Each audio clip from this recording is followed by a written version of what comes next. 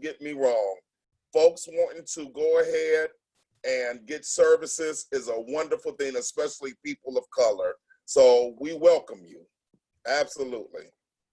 Thank you. Thanks.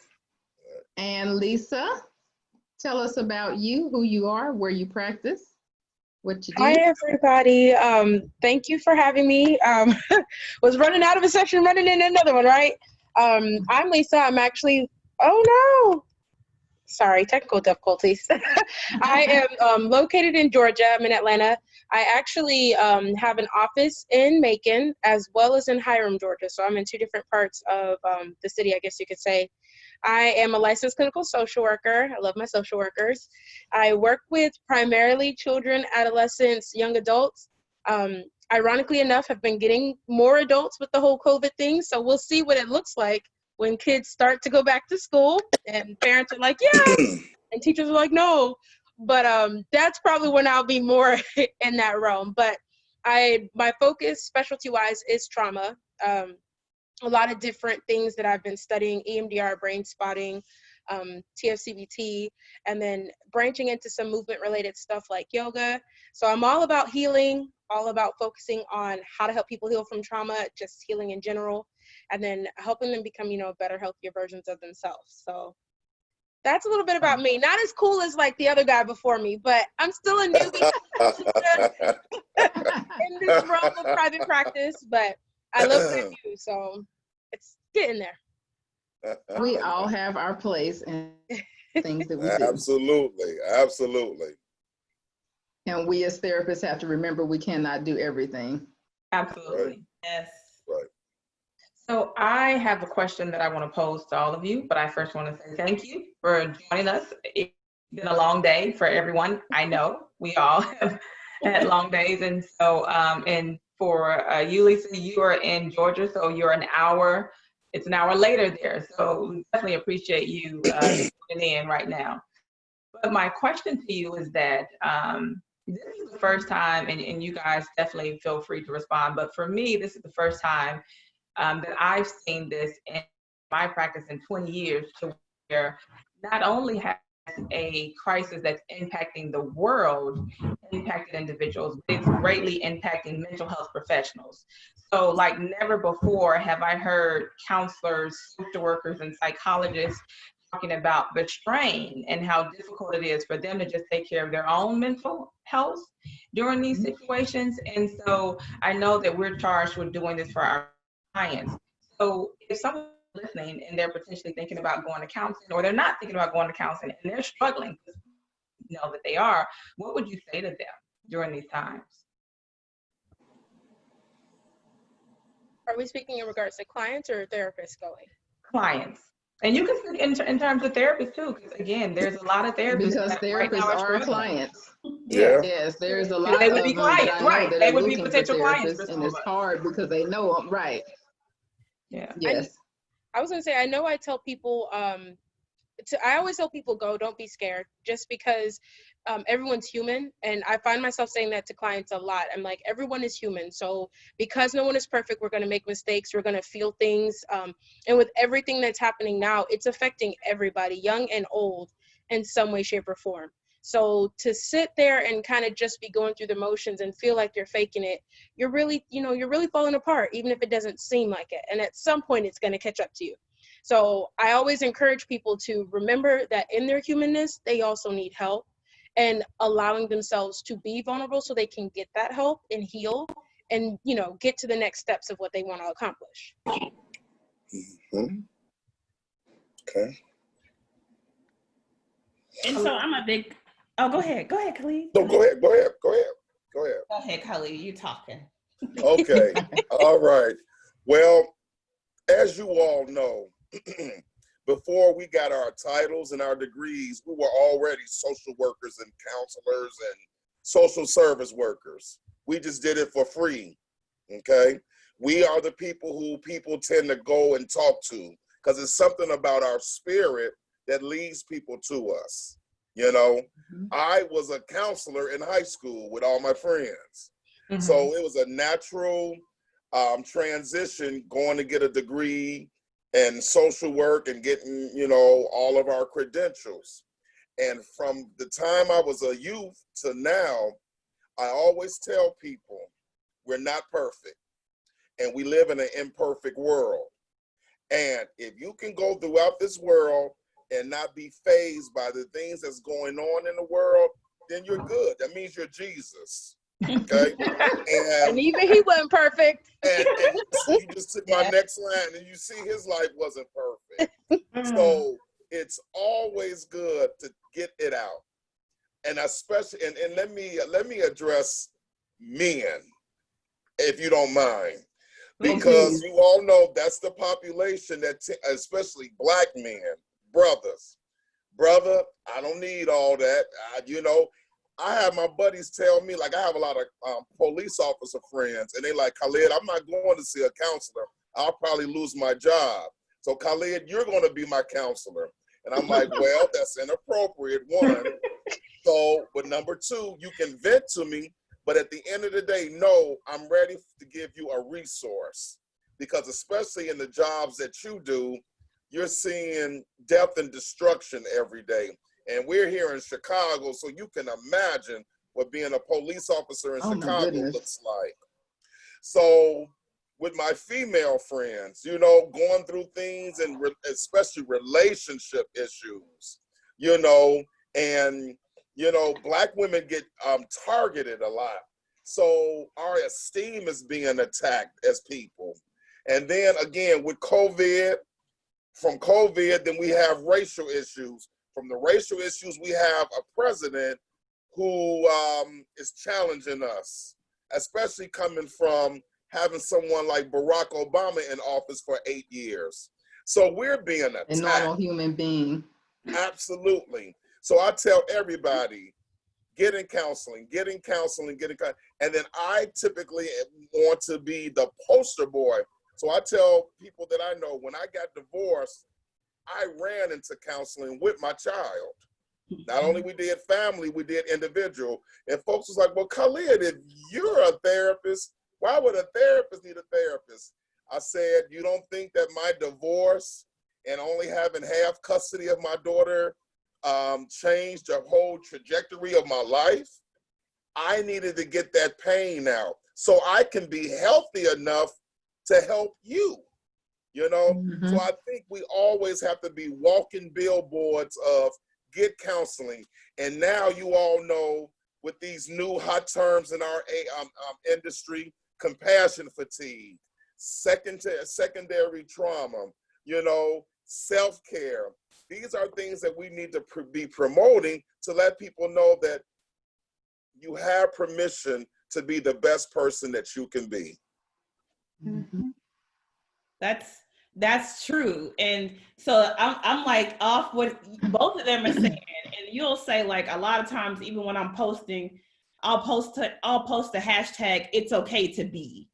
And it's okay to be means it's okay to be mad. It's okay to be sad. It's okay to be angry. It's okay to be, because we're trying to parse through these emotions. And one of the biggest things that I'm always talking about is the brain. Because one of the things that I hear people say all the time is that, I got to get, you hear people say, I got to get my physical health right. I got to work out. I got to do this or whatever. And a lot of times you don't hear people saying, I got to get that mental health checkup. And so my thoughts are, I'm always talking about, like, have you ever witnessed or watched a television show or something like that? And what they say is, this person is brain dead. And once they say that person is brain dead, that's a wrap. So why is my mental health not as important as my physical health if my brain is the thing that connects everything, right? So it's almost like this thing of just really having people understand how important it is to actually receive mental health. So one of the stories that I always talk about, especially when it comes to going and saying I want to go get treatment or going to go get mental health, is I talk about in terms of, even when I first started private practice, I actually didn't have lots of African-American clients. In fact, I don't think I had any when I first started. And one of the things that I kind of talk about is that, I remember this conversation with one of my clients, and it kind of went where we started off and he was really, really sad, really, really depressed, going through a really, really hard time. And when it was time for discharge, I remember him laughing in session. And he laughed in session, and he said, he went to say, like, you know what? He said, isn't it funny how now when I first came in, I was having such a hard time, and I was really having a hard time, but now I'm closing $1 million projects. Right? And so it's kind of that budge, because look, if I can get my mental health going, I can be more productive in wherever I need to go. I can have more healthy relationships in my family, in other relationships, if I can put my mental health as a priority. So really challenging people to say, like, you know, mental health is important. Like, if you have a PCP, get you a therapist, because the two are so much, the two are very important in our lives. I was going to actually, going off of that, I was going to say, I think just the idea and the term of mental health is scary for people in general, that, you know, we know it carries a stigma for the African-American population, but there's almost something about it that as soon as you hear that word, people are like, oh no, I ain't crazy. Like, that's not me. I don't need no help there. But when you phrase it as, well, don't you go to the doctor when you get sick? Well, yeah, because I have to. Sometimes they don't, but because I have to. So it's like the same thing with your mind. You have to get your mind right in order to be able to do a lot of these other things. Because as Mr. Scott said, we know there's racism. We know there's, you know, systemic stuff. We know that there's environmental stuff. We know there's internal things that affect people. But if you don't value the main thing, the brain in there that keeps all of these other pieces going, that keep you living through these, you know, experiences day after day, you really won't make it. But I also get, you know, on the side of it's scary and you don't always want to face that side of things. So it's kind of like pick yourself up by the bootstraps and keep it pushing. We don't got time to be sick. We don't got time to need help. We got to keep going because this is how we live. So how do you change that narrative for folks who that's how they've been living for years? Also change and pray about it to pray and, you know, pray about it and, because that's the other thing that I think happens in our community is, you know, people, and not that I don't think prayer works, because it does, but I'm saying they feel like, okay, if I just do that, it will go away. And it's like, will your broken leg just go away? Like, because you're going to be praying that you make it to the hospital safely so you can get a cast, but you're not sitting there saying, okay, well, that's just going to help it. That's just going to be it. No, you're going to go to a doctor whom was given the gift of being able to help you heal. So sometimes I tell people, I'm like, even Jesus had a therapist. If you think about it, God was Jesus's therapist, because that's who he would talk to when things would get real rough. It wasn't just the disciples. He was like, y'all tell me what y'all think I should do. He was like, yeah, so God, what you about to put me in? I don't agree with this. Let's think through these consequences right now. So he had his own therapist in a way too. So we all need one. That leads into a question that we're often posed, whether we're on this platform or other platforms. And when individuals ask us, well, do I need to go see a therapist? I mean, I'm a Christian. Like, I go to church. I talk to my pastor. So for people that may have that question, how would you respond to that? Okay. Well, I'll address that. I've been given that scenario with clients or possible clients. And I said, you know, it's a passage that I hear all the time, that I hear good Christians say, that faith without works is nothing, or however that goes. Forgive me for not knowing the exact terminology. But I said that, do you think that God accidentally does anything on earth? Of course not. Everything has its place. So let's go there.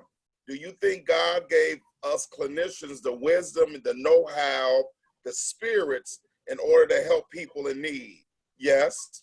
Well, why not use us? Why not use us? Like the example you just gave, a medical doctor, a dentist.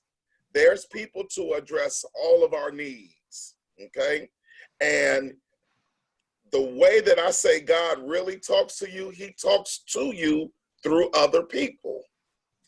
Haven't you all heard something that somebody said or read a quote from Maya Angelou and you felt it in your soul, like, wow, she was addressing me. He was addressing me, you know? And for me, I'm a Christian and I don't mind saying that out loud.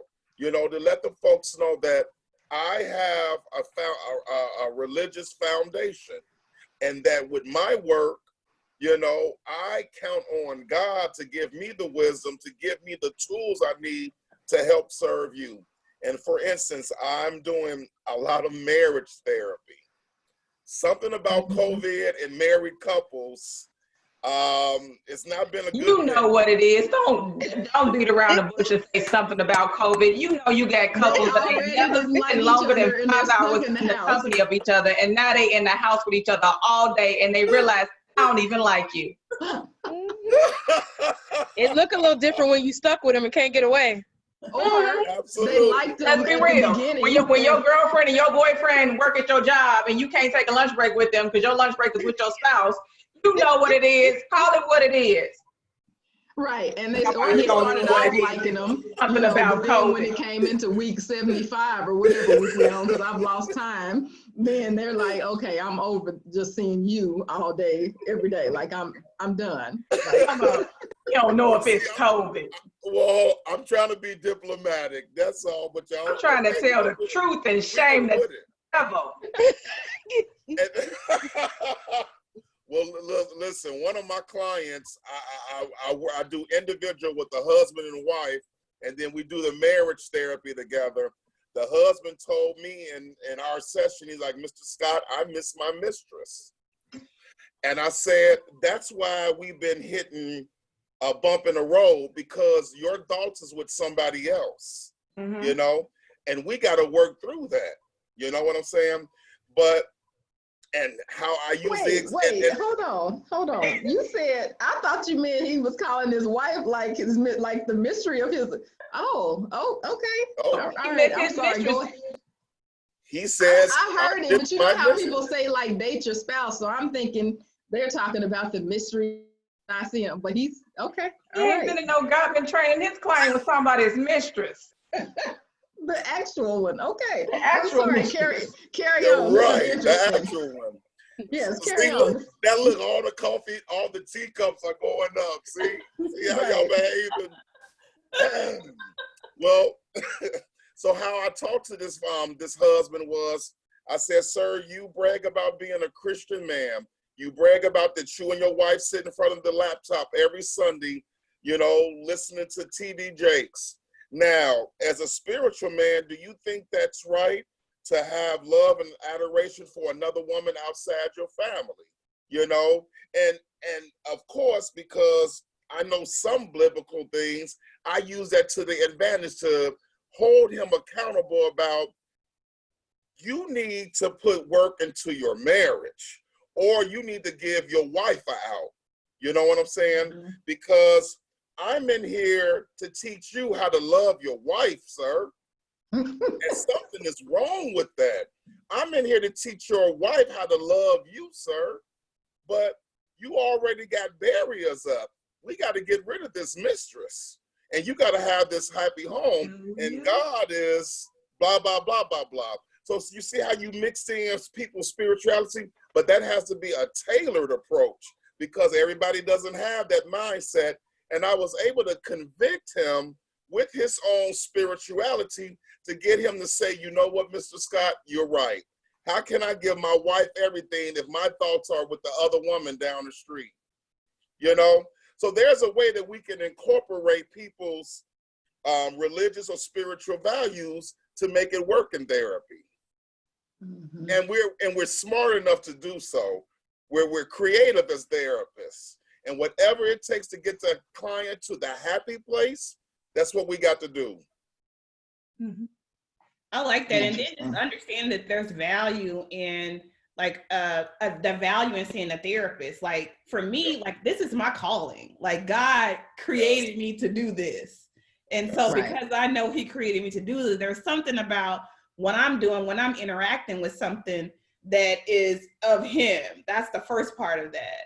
So the other part of it too is just thinking about, you know, like in any biblically, what always happens when there's always somebody who is on their side, like we just talked about the disciples and all the stuff, whatever too, and thinking about there's always been somebody who is there to be supportive. And so when we talk about, again, I know I talk about the brain a lot. Like a lot of times, mental health issues. I understand that. it helps it make sense sometimes because, people don't question science like they do other stuff. So I know, yeah. So when you think about a mental health issue, this is schematic. So there's something going on with my brain that is different, or something that's going on that's not quite the way it's supposed to be. And so when I think about it, it's like, if there was something, and I know we always talk about, if I had cancer, I would go get chemo. If I had this, I would do this. This is the same thing, because there's something going on in my brain that actually needs some type of assistance, or actually needs some work through or rewiring, is what we actually kind of work through. And then the other thing I think that needs to happen too is just the idea of counseling, period. I think sometimes people don't value counseling as much as it should be. Because I hear people say, well, you're just talking. Like, no, I have to go to school for 50,000 years. Right. Right. I get that. To listen. I was like, it's not just talking, we listen a lot. But I was actually going to say, an interesting thing I've noticed, though, when it comes to the religious aspect, is I've been getting a lot of people who are actually the opposite. Like, they were raised in such strict religions, or the families were so devoted that now, they are just anti. Mm-hmm. And it actually, it's been an interesting approach for me. Sometimes I get where they're coming from, being raised a certain way, and you're like, you gotta wake up, go to church, sit in the first pew, and you're like, really? But I also get, on the other side, where if you're not able to develop a relationship on your own, you don't really know what that looks like. So all you know is like the negative stuff, what you were forced to do. So I find myself a lot of times helping people navigate that and creating like their own vocabulary about it, seeing it through their own lens, and kind of removing that trauma that is attached to, this is what people have said, this is how people have treated me, but they were supposed to be Christian folk, but they were the very same folk that kicked me out because I was LGBTQ. Or they were the very same folk that said I couldn't do something because I didn't meet this criteria, or I wanted something else. So I see a lot of that, and I'm always like, regardless of what you believe, at the end of the day, the only people that go to the grave with you is you. At the end of the day, the only person that's going to be there through every experience you have is you. Because everybody can be in the same situations and still have a different experience. So I always bring it back to, it doesn't really matter what other people say or believe. It really matters what you say, what you believe about yourself. Because when you going by yourself. That's deep. Like I said, I just came out of therapy, so I might still have some lingering.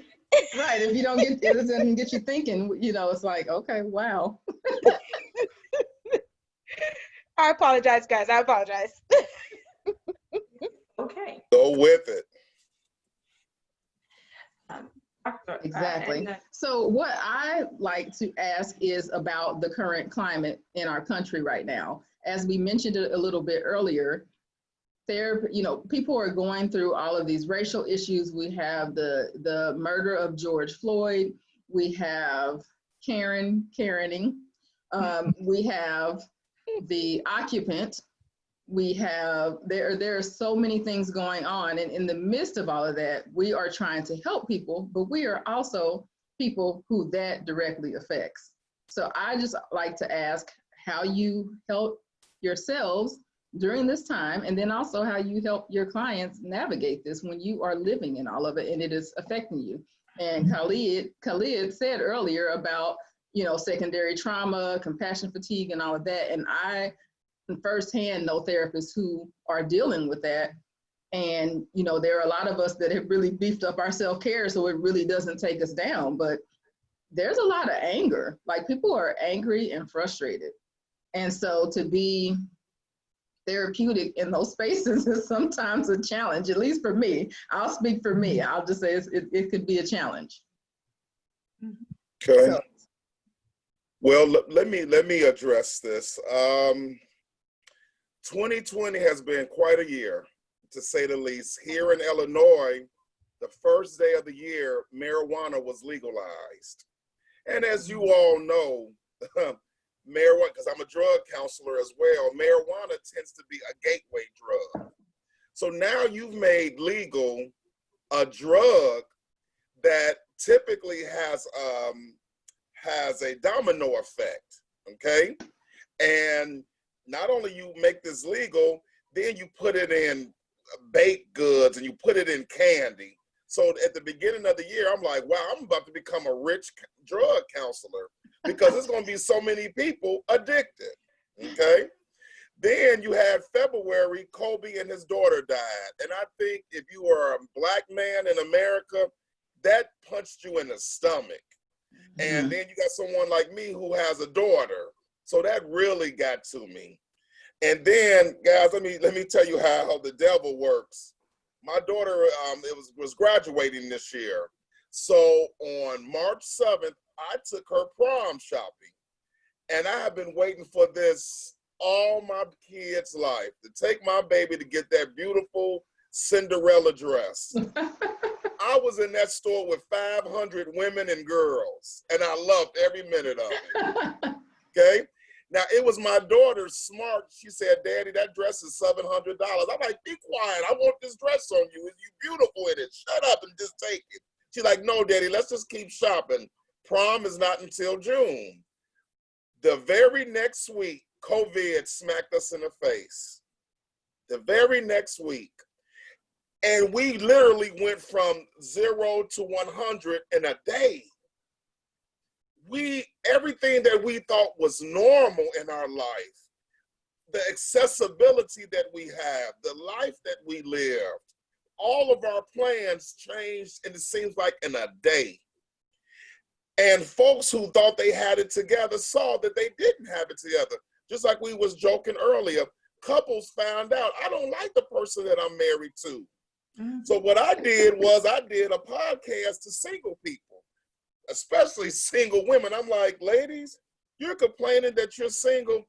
Let me tell you how many married women wish they were you right now, you know, who don't like their husbands, and vice versa.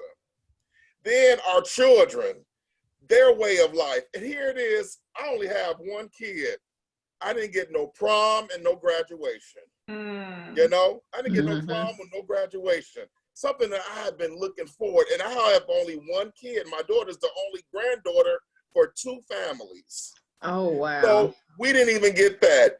Then I work at the VA, and they were, you know, lollygagging about letting us work from home. And we're in a hospital setting where every day we were getting tens of veterans coming in there with COVID. So then, voila, you move into May, June, I see a Black man being choked out to death. And I'm a Black man in America. So I got to wrap my brain around that. And then a week later, a Black man from Harvard, he's bird watching in the park, and Karen says, oh my God, he's about to attack me and kill me and do everything to me. And then a week later, this brother says, oh, well, I forgive her. So it's like, what? And then the thing that happened in Wendy's in Atlanta. So you had all these punches coming at us, especially people of color, We're getting laid off. Our job situation is weird. So then, voila, all of you can agree, I'm sure, our phones started to ring. I need therapy. I need counseling. My kid wants to jump off the roof because they wanted to graduate. They were waiting for their scholarships because they were a football player or a basketball player, but they weren't able to play their games. So our whole lifestyles changed. What do we do? And especially us who have to think about our own self-care. Guys, I put together an advisory board years ago as a social worker. And my advisory board is this. These are the closest people to me who are invested in me. These are the people who I can call at midnight saying, I'm having a bad day. I'm having a bad day. I need you right now. My daughter's about to get ready to go off to college, guys, in 4 weeks. I told my advisory board, I need fried chicken and stuffed pizza and Pepsi come a month from now. I need that comfort food, and I need you over at my house helping to comfort me because I'm about to lose my baby. We got you, man. We got you. But that helps me as a therapist to say, I got to be able to know if I blindfold myself and fall backwards, that I got people there to catch me. And I tell that same thing to my clients. You need to start building you an advisory board or a committee of loved ones who has your back, you know, because we're all in this together. No one is exempt. And again, get therapy. We're doing teletherapy now. So you don't even got to drive nowhere. You can just be in your pajamas, put on a shirt and your pajama pants and sit in front of your computer and talk to somebody. Talk to somebody about what's going on with you. That's how we're going to get better, especially people of color. Yep. Well, So thank you. I was gonna say, yeah, thank you for sharing. For me, I guess it felt a little different because I had actually been out of the therapy game for like a year or two. So I jumped right back in, ironically, as COVID was happening. It was like, that wasn't a smart decision. But then I actually started to feel it. So it was like everyone was unloading. And as a therapist, we're taught to be strong. We're taught to be the sponge for everybody, to hold space. I said, I ain't got no more space to hold. Like, I only got but so much room, and then I got to hold my stuff too. And I think just the accumulation of everything that was happening. Like for me, I am not a basketball person. Sports, but I felt affected when Kobe and Breonna died. Well, his daughter Gianna died. I felt affected. Then with the George Floyd stuff, it was like I may not be there physically, but consistently hearing it over and over and over again. And that's that secondary trauma. That's that being exposed to what other people are exposed to, that you start to feel it. So I stopped watching the news. It was like I can't anymore, because every time I turn on something, here's another protest, here's another person that's died, here's another riot. And it's just like, it's not fixing anything. At the end of the day, no matter how many times we watch it, no matter how many times somebody has breaking news, it does not change what's happening, that people are dying, that people of color still live in poverty, that there's still violence, that there's still discrimination in our communities. It does not change that. It actually worsens it, because now we're just reminded of something that we can't change. And we're trying to do something about it, but the things that need to change to do something about it takes more work. Now, granted, people are waking up to that, yes, but it's still that idea of, if I'm a human being and I'm absorbing all of that, and I now go to another human being who has to absorb mine and everyone else's, they gonna go crazy too.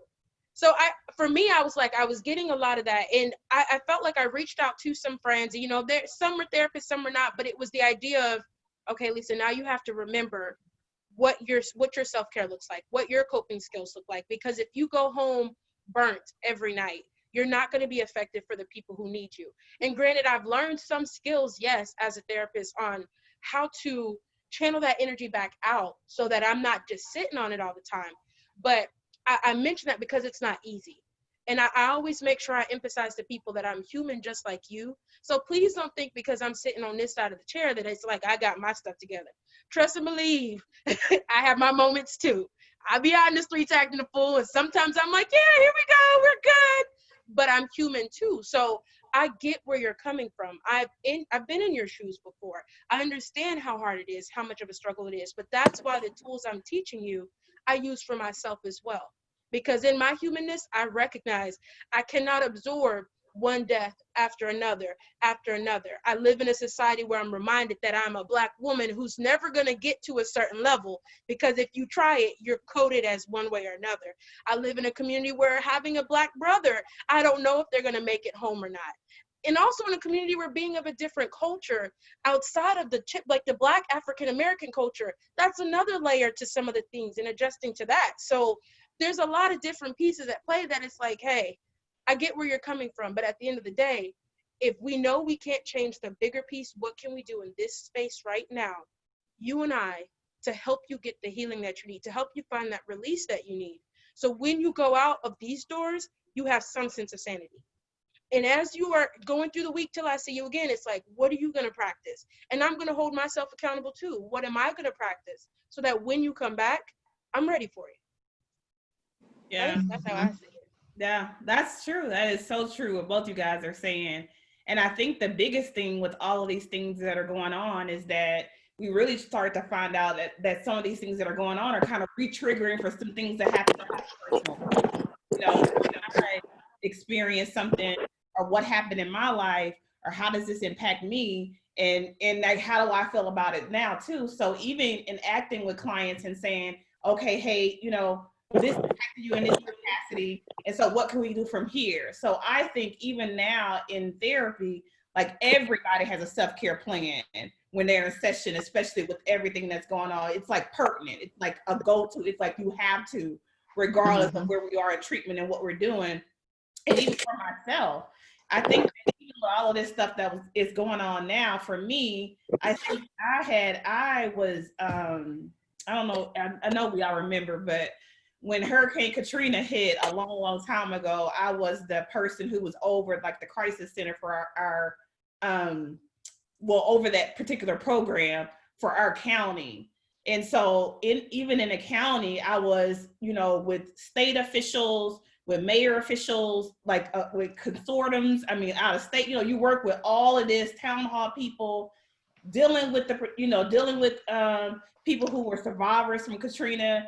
And then something happened to me. I went down, right?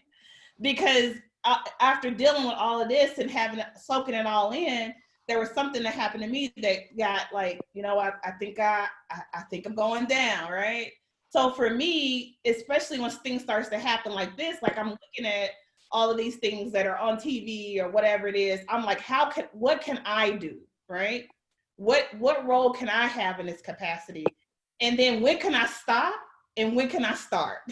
And having really harsh boundaries about that start and stop and what that looks like. And going into saying, you know, like, I don't have to watch the news every day, you know, because if I keep watching it every day, then there's something about that's very re-traumatizing for me too. And still understand and have some impact about what's going on. And again, like I said before, I just think that, again, that self-care part is so important because for me, like I'm in, you know, I think now that with COVID and the racial injustice, and like you're talking about these deaths and so many things that are going on, like I realized I was doing fake self-care. Fake self-care. Fake self-care, yeah. Self-care. And so really, I've really stepped up my self-care game and really just understanding, like, you know, you got a group practice, you got all of this stuff going on in the group practice. Woo. And then you find yourself. Hallelujah. So you're doing stuff all the time.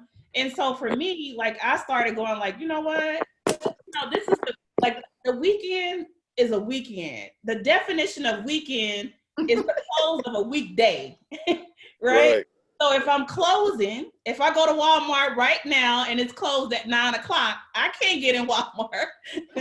Even if I need something out of Walmart, I cannot get in, right? So really closing down and saying, hey, you know, I'm taking this time for me. Hey, I'm taking this time with my family. Hey, I'm taking this time to do what it takes for me. And sometimes that self-care, it doesn't always look like me going to get my nails done and my toes done and all stuff, whatever. It just looks like, nope, not today. Nope. You know, Miss me with that.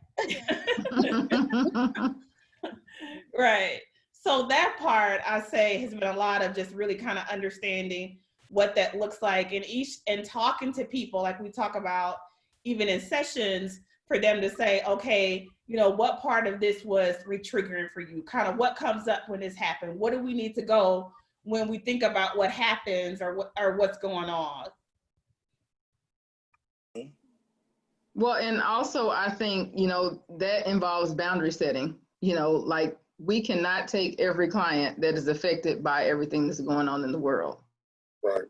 So we need to know, you know, what is our limit for the week? How many people can we handle a week before we're burnt out? Because I know there's a threshold, because I've met it before.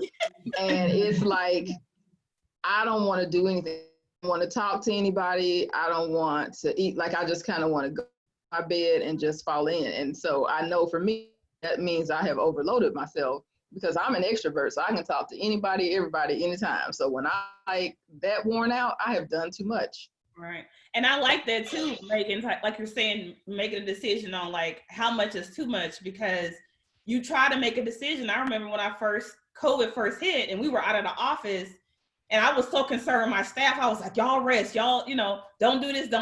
But guess what? Referrals are still coming in, right? So for me, I'm like, okay, I can take it. I got to help them. And I quickly learned, like, wait a minute. This may be a little bit too much. You know what I mean? I don't have to necessarily take everybody who comes in. I don't have to be, I'm not the savior of all this or whatever it is. And really setting those boundaries so that I can understand and make sure that I'm doing that, because that's important for the next person that I'm working with. That's important for my family. That's important for me. So really understanding that boundaries is important. And that's important for us outside of COVID too. You know, I think we all we know as therapists that therapists do too much. Like sometimes you see people when it's like, how many things are you doing? Like, when do you sleep? How are you possibly providing yourself self-care if you have all of this going on? Right. So and I don't always. I'm like, that's one of those, you know, you recognize that you are doing a lot, but I think that's why it's important to have the right folks around you, because they ground you. Like, it's nothing like you, for me at least, when I go home and visit my mom and she's like, okay, sit down right quick. Like, you move it too much. I don't want you stressing. You know how mamas be like, they know how to get in. Like, I'm like, okay, mom, fine. I'll like take an extra hour in this nap. But it's just like having those people that are going to ground you and remind you, like, you know, what your purpose is, but also remind you that you have something outside of that purpose too. So you don't get so lost that you can't continue to do the work. Because I think it's that cliche statement where we hear, like, you can't pour from an empty glass. If you don't have anything to give, it doesn't help anybody. So you do have to recharge. You do have to refuel to keep doing the work.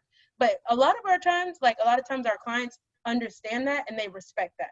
Because they're like, okay, we want our therapist to be okay too, because we need them to keep coming back so we'll be okay. So like, we gonna give you your space, Miss Lisa. You take that day and then come back next week. But they recognize when they built that relationship with you that, yeah, we do a lot of work. We are getting better, but you also are human. So you need that time to recharge just like we do. Right. Oh, I was gonna say something. I know we have to get ready to wrap up, but this conversation tonight has been so informative, and so I'm thinking, oh my goodness, time flies by so quickly. But I'm listening to all of you guys speak, and what comes to mind is why platforms like this is so important. Because immediately I'm thinking, so Chicago is my home, and born and raised South Side, and I often get calls from family members and friends. They're like, I need a therapist. I'm like, girl, my practice in Texas, I can't do nothing for you. And so then I'm quickly trying to scramble, like, okay, who do I still know in Chicago that's a good clinician? But I might not know anybody, right? So, but if you ask me, and you connect me to a therapist in the DFW area, I'm like, wait a minute, here's the Rolodex, right? Like, it's just this long list. And so I definitely think it's important for us to know other therapists in other states so that we can say, look, I'm not there, but this person is there, and they can probably refer you to someone else who's good. Or we're all saying that we're swamped, we're at our max, but I'm constantly hearing therapists who say, I just started my practice today. I'm so excited. I'm ready to start seeing clients. You are? Okay. So here you go, right? Yes. We don't know who they are necessarily. So I think it's so important for us to get the word out about who we are, where we practice, what state you're licensed in. There are several clinicians that are licensed in multiple states. And since there are so many of us that are doing teletherapy now, your access to a therapist is endless, right? We know how difficult it is for us to find our own therapist because all of the good therapists are already our friends. So it's like, I ain't gonna see you, girl. So you struggle trying to find someone because everyone is already in either your professional circle or your personal circle, the clinician. So now that this world of telehealth has opened up, you could find another therapist in your state that you don't know. So I'm so appreciative for you guys, again, taking the time out. And I cannot say that enough because I know your days are long. You could have been doing your notes. You could have been spending time with family. You could have been doing anything else. You could have been sleeping.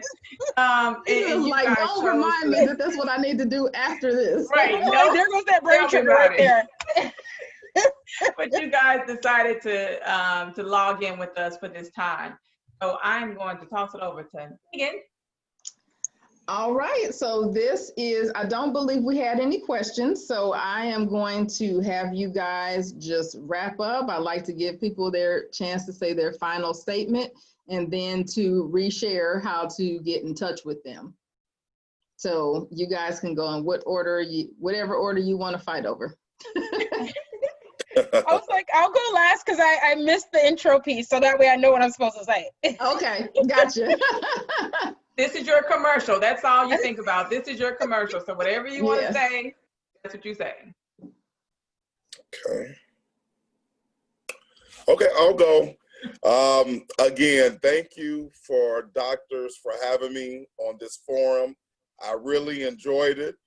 And I hope we all stay connected.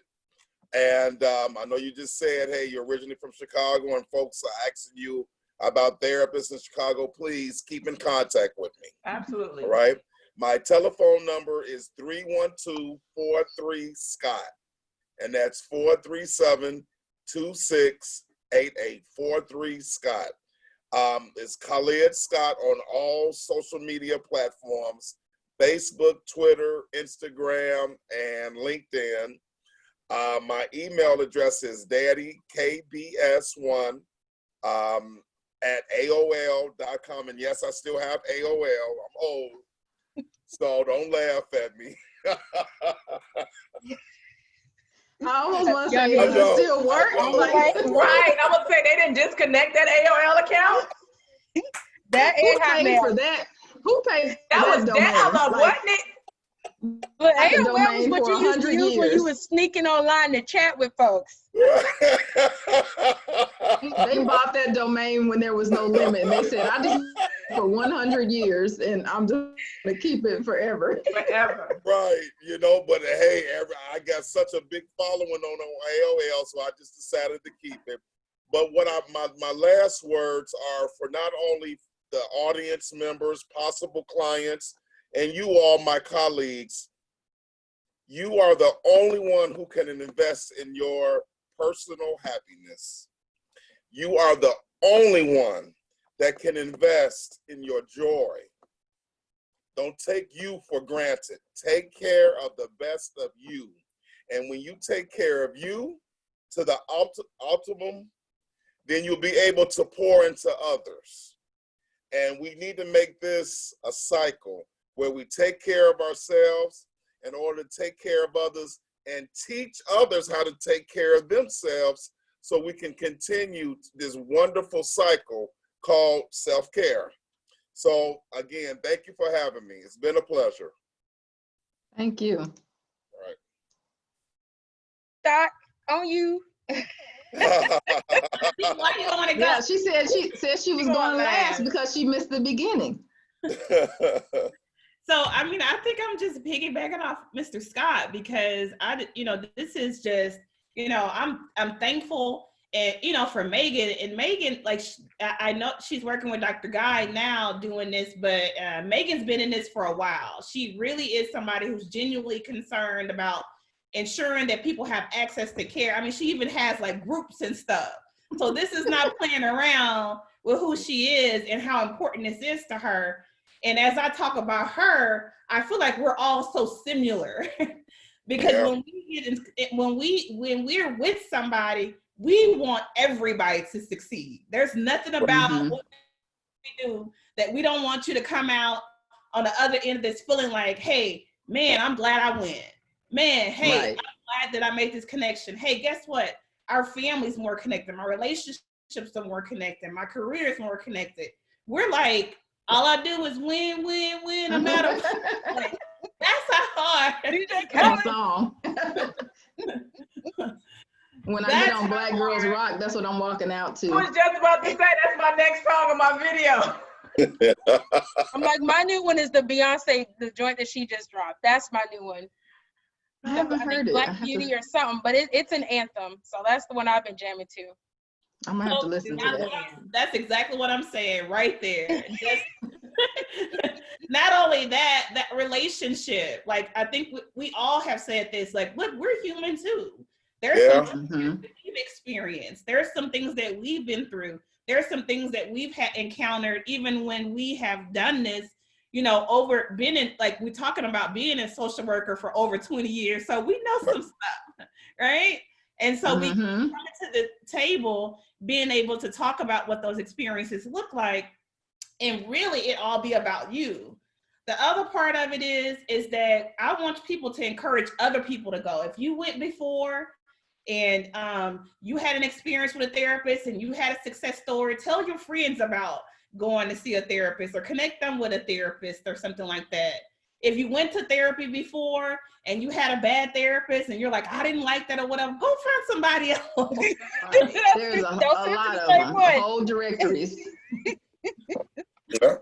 And so, and making that decision to do that, because again, when I say what I say about we are thriving for you to live a healthier life, we are thriving for it to be a better experience for you in every aspect of what it is.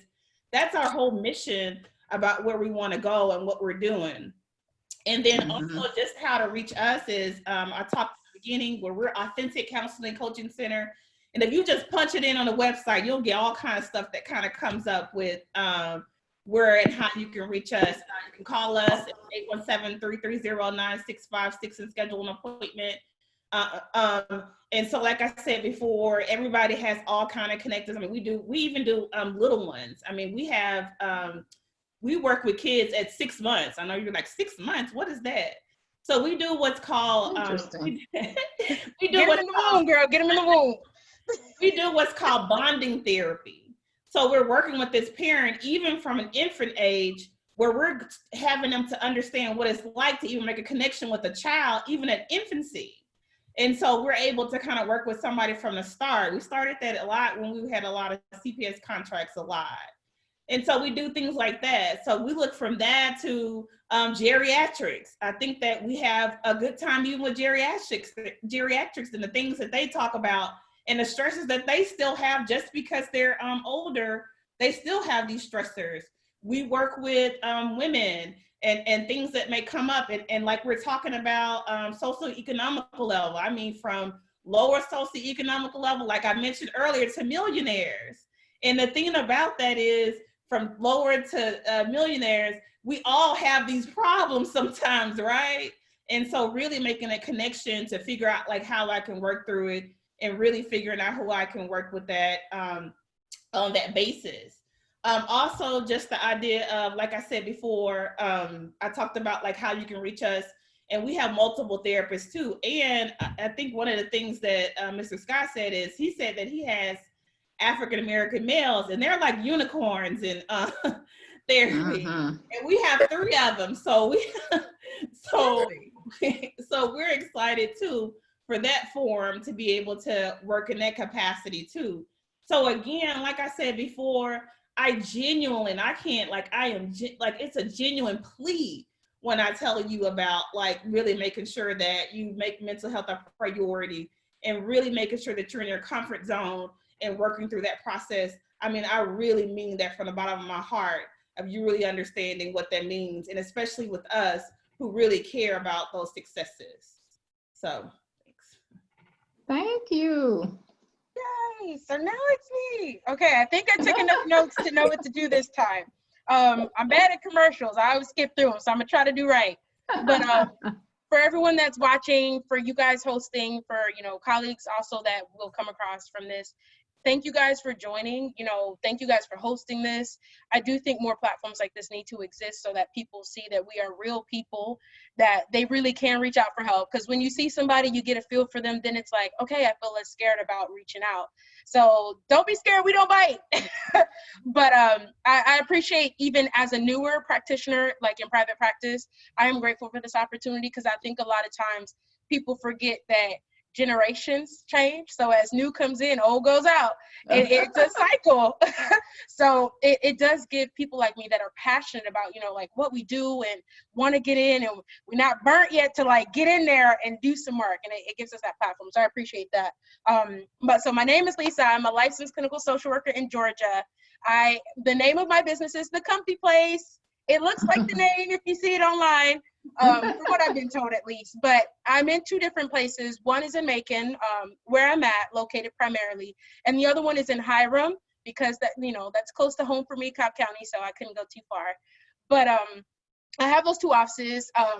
I do primarily children, adolescents, young adults. As you can see, I'm a lot.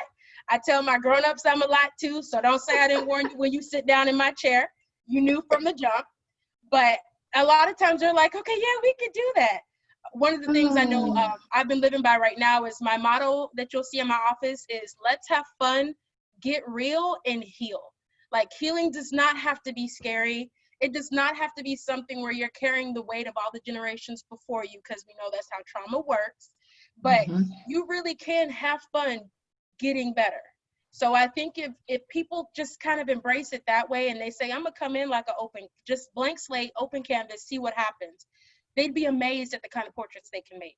So I think I would just challenge everybody, young, old, if you're a client, if you're a colleague, whatever you may be, just clearing your mind and allowing yourself to be open to the process and seeing what happens. Because sometimes we surprise ourselves and it could be a good thing.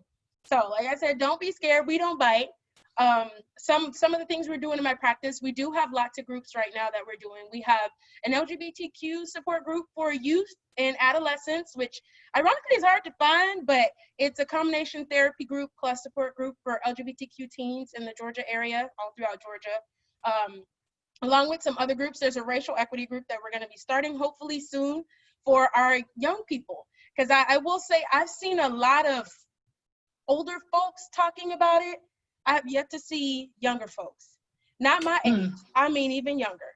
So I feel like there's a gap that's missing and voices that need to be heard. And a lot of people just immediately assume kids are resilient, so they'll be all right. They don't really know. But the reality is their brain is absorbing everything. And although they can't put to words what's happening, when they get older, it's going to affect them in some way, shape, or form. So I'm really big on helping kids find a voice and learning how to advocate for themselves, empower themselves, and speak up appropriately, no tantruming, but like speak up and get their voices heard so that they can be healthy before we talk about being 30 and having to work backwards. Let's start at the early years and work forward. So we have a lot of initiatives and a lot of programs and stuff that are geared towards that. In terms of social media, please feel free to reach out, but no, I'm a one-woman show right now, so it may take me a minute, but I'm gonna get back to you guys. Facebook is facebook.com, the comfy place. On Twitter, we are twitter.com, so comfy therapy, because we're so comfy. And then Instagram, I actually changed it recently. Instagram is also instagram.com, so comfy therapy. And, like I said, trauma, healing, have fun, get healthy. You got this. So thank you guys. Oh, phone number is 770-265-0184. I'm sorry, I'm extra. Like, my caffeine is starting to wear off some. So I promise I ain't got ADHD, even if it looks but this is why we're the kids. It's 770-265-0184. And the email is thecomfyplacellc@gmail.com. You can tell I've been trying to practice this. But I got it. That's good. Back to regularly scheduled programming. Thank you. I forgot to mention that we do a lot of speaking engagements too. We're always in the community, speaking a lot, like at community centers, churches. We are at corporations, agencies. So we do like things like workplace violence. We do things with ISDs. Like we've done a lot of things, like even recently with ISDs, where we talked a lot about how COVID is impacting these kids, socially, emotional, along with some of this racial injustice, and really talking to the teachers. So there's a lot of speaking engagements that we do that are on various topics, even diagnostic for other clinicians who are looking at how It sounds to me like you said you wanted to speak in my group. I feel like that's what I heard. I feel like all of that is what I heard happening. I was like, we get CEUs, I'm signing up. Actually, so I was going to announce that my next networking group, kind of what Edna was talking about, is this coming Friday, the 24th, from 10 to 12:30. And we will be having Dr. Stasa Irvin speaking, and she is going to talk to us. She has this fancy title, The Interpreters of Maladies, Cross-Cultural CBT. So this is going to be good. Why she gotta use all those extra letters though? Like, It sounds really good and bougie, but then if I don't know what all that means, I'm now scared. Well, see, that's that cross-cultural, see, it's for professionals. So, I figure they know what CBT is and cross-cultural. And so then they'll learn what maladies are. If they don't know. So that is this Friday, and anybody can participate. It is 2 free CEUs that I give out. Now, I don't guarantee that your state accepts them, but I will certainly send them to you. So I have that coming up this Friday. You register on Eventbrite. It's posted on my page, MBHPN, which is my organization, Minority Behavioral Health Provider Network. And so you can also join that as well. Just search it on Facebook. I have a supervisor course coming up that I'm going to teach next month because everybody keeps telling me I'm going to teach it. So August 14th and 15th, I will be doing the 40-hour supervisor, and this is a new frontier because some of it will be webinar. So I'm excited about that. And when I do that one, I will be doctor. So I'm so excited. I'm going to change everything. My credit card now. And your credit card. Don't forget your credit card. So I'm Megan Pickens. My private practice is in Arlington. Right now it's called Family First Counseling. I am rebranding. So that will be coming soon as well. I just moved into a new location, and you can find me at ffctexas.com. And I don't know I had to get a new office number and I don't have it memorized, so I cannot remember it. That makes me feel better. I got it yesterday. Yes, I got it yesterday. And then on all social media, my handle is WITWISMEGAN, which is Where in the World is Megan? Because I said I'm extroverted and I like to be everywhere except for COVID will not let me be great. Oh. So I just say my last words for this week are to laugh. Just laugh about something. Have fun, sing a song, dance, bring back that part of you when you were a child where you didn't care about what people thought about you. Mm-hmm. Just be careful where you do it in public because they might lock you up. Like, they don't understand. Dr. Guy. I'm sorry, y'all. It's okay. So let's see. You can find me on all of my social media platforms, Instagram, YouTube, Facebook. It's at Dr. Tanisha Guy. You can tune in on Sundays to Dr. Guy Gumbo Talk, 4 p.m. on Blog Talk Radio, where we talk about every issue, which is why it's called Gumbo Talk. And my website is SPC Counseling. My phone number is 972-630-TALK. And I think that's it that I have right now. And the only thing that I want to leave you with is wear a mask and stay but in the house. Right. Yeah. She Do better, says that guys. every week. Yeah, I was like, do better. I was like, we know it's a struggle having to cover your face, but them lashes will last. Mm-hmm. Mm-hmm. Thank you, everybody, for joining us, and we will see you next week. Thank you. Bye, guys. everybody. Thank you. Thank you. Bye, everybody. Have a safe day. Okay, live stream is stopped. Thank you guys for coming. We appreciate y'all. You are welcome, and we will be in touch. I was just telling her, I think I'll start a group for the people who have been on the show or something so we can all stay in touch and like just give each other. But there's so many groups popping up. I'm like, I don't know, should I or should I? So. Yeah, because we need to keep in touch. Yeah, true. It just might not be an active group. If y'all pop in and say something, you say something. I got 10,000 things going on. Yeah, I know. Oh, no. Thank y'all for joining us and have a good week. I'm gonna stretch. Stay safe, everybody.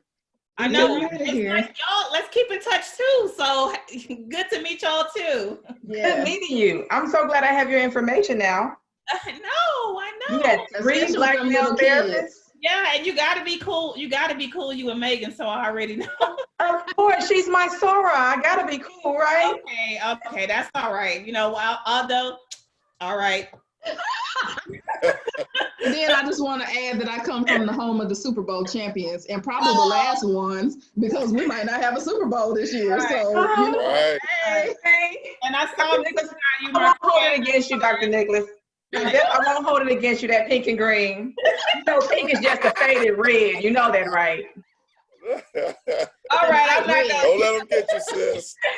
You know, I ain't gonna talk about this alpha over here, but you know. But we're not worried because Oh, that's right. Yes, we did see those A5A letters. Okay, take Bye, care, y'all. ladies. All right. all right, y'all let's catch up too. Yes. All right.